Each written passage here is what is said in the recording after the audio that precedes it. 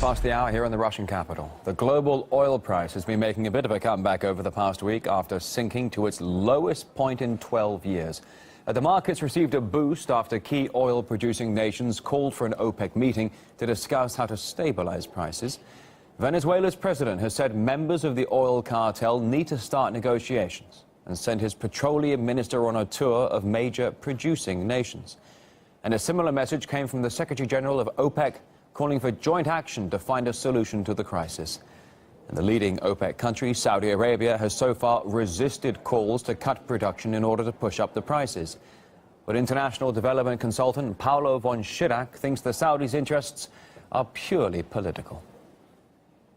What the game plan of Saudi Arabia is and how long will they be able to keep it, it's really a difficult thing to say. This seems to be more of a political play rather than in a calculated oil price play. Saudi Arabia itself is paying a very, very heavy price as we speak for the low oil prices that it has, in a sense, mandated by keeping production at full throttle of over 10.4 million barrels a day. Saudi Arabia last year ran a deficit of $100 billion. It had to go to capital markets and issue bonds. Still, the sharp drop in oil prices sent ripples across the global economy. The Russian ruble, for instance, literally fell off a cliff in 2015, losing over 50% of its value against the US dollar. That's now leaving 70,000 Russian mortgage borrowers suddenly unable to keep up repayments. Ilya Petrenko investigates. There's barely anyone in Russia who's not been affected by the oil-driven plunge in the value of the ruble. And there's one group who simply cannot afford to live. Those who took out mortgages in foreign currencies.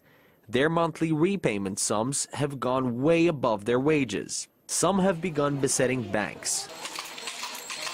Or in one case, even blocked a street,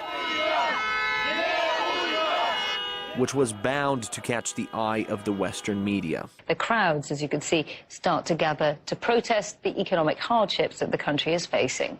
Increasingly, over the past couple of days, they're coming out onto the streets. They're staging protests at banks. I'm outside the office of the Bank of Moscow, where, according to CNN, crowds of protesters were gathering. Well, indeed, behind me, as you can see, there is a group of about 15 disgruntled borrowers who were in fact led inside the bank a little earlier to discuss their problems with the management. And I was told that they've already begun negotiating a special approach and special terms for treating their mortgages. And as you can see, the situation is relatively calm. But a deal is still a long way off.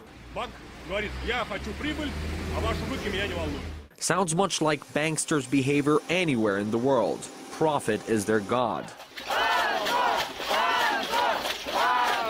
But what is their side of the argument? You're not taking into account the bank's liabilities. Banks have their own debts and accepted deposits in foreign currencies. How are they going to deal with that? People have taken grave risks by borrowing in foreign currencies. If you get paid in rubles, you should never do that. Although many have ignored such warnings or were bluntly fooled, being ensnared by lower interest rates. But as the pockets are emptying, the problem needs to be solved ASAP. А какой они предложили первый шаг?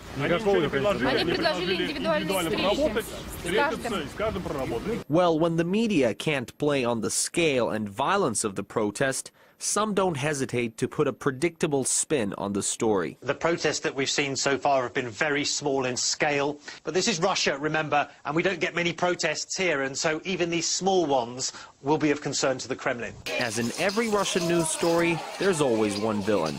Ilya Petrenko, RT, Moscow. More on the way here on RT International, including Christians in the UK are under threat. Some Muslims say they're taking over the region. We have the story and their comments just a moment.